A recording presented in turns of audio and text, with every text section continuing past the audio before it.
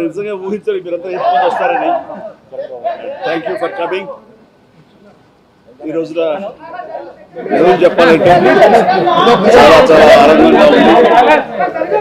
45 సంవత్సరాల సుదీర్ఘ ఈ కళా సేవకి కేంద్ర ప్రభుత్వం గుర్తించి పద్మవిభూషణ్ అవార్డు ఇవ్వటం చాలా ఆనందంగా ఉంది.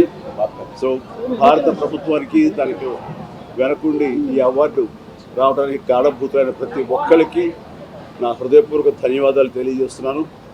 అండ్ ముఖ్యంగా ఈ అవార్డు రావటం వెనుకాల నా కృషి, నా కళాసేవ ఈ సమాజానికి ఎంతో కొంత ఇతోధికంగా నేను చేసినటువంటి సేవలు ఇవన్నీ పక్కన పెడితే నన్ను గుండెలో పెట్టుకుని ఆదరించి ప్రేమించినటువంటి నా అభిమానులు, అలాగే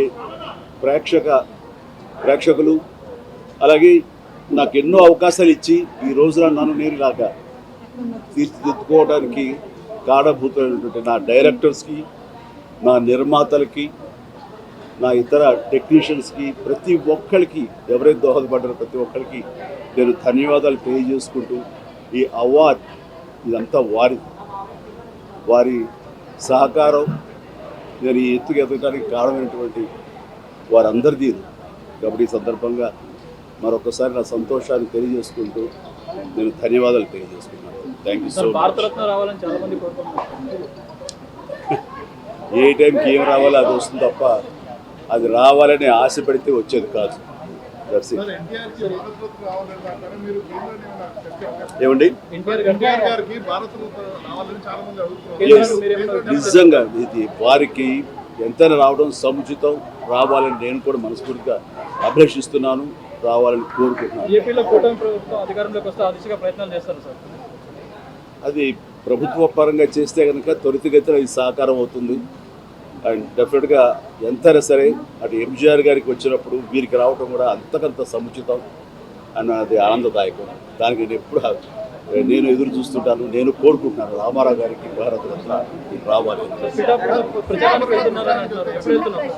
ఏమా నేను రాజకీయాలకు అతీతంగా ఉన్నాను అనుకోవచ్చు. తర్వాత పిఠాపురానికి నేను వెళ్ళటం లేదని అది ముందుంచేది. ఇది మీడియాలో మీరు ఎందుకో స్పెక్యులేట్ చేశారు, అది మీరు పెంచి పోషించారు దానికి సమాధానం చెప్పాల్సిన అవసరం నాకు లేదు. నేను వెళ్ళటలేదు. బాబు మా కళ్యాణ్ బాబు దాన్ని రమ్మని ఎప్పుడూ కోరుకోలేదు. నా కంఫర్ట్ వదిలేస్తాడు. అండ్ తను బాగుండాలి, తన జీవితంలో అనుకున్నది కొన్ని సాధించాలన్న అభిలషిస్తాను. నేను నాకు ఆశీస్సులు అందజేస్తాను. దానికి నేను తనతో పాటు నేను ఉన్నాను అని చెప్పేందుకు మొన్న ఒక వీడియో బయట ఇచ్చాను.